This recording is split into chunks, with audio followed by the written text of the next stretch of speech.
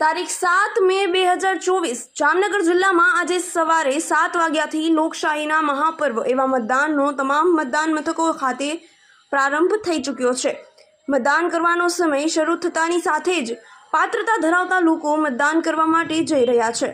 જામનગર સવારથી જ મતદાન મથકો ખાતે જામનગરવાસીઓ ઉત્સાહપૂર્વક પોતાનો કિંમતી મત આપવા માટે પહોંચ્યા છે। મતદાન કરવું એ આપણી નૈતિક જવાબદારી અને હક છે, ત્યારે સવારથી જ મહિલાઓ, યુવાઓ, સિનિયર સિટીઝન મતદાન મથકો ખાતે મતદાન કરવા પહોંચ્યા હતા।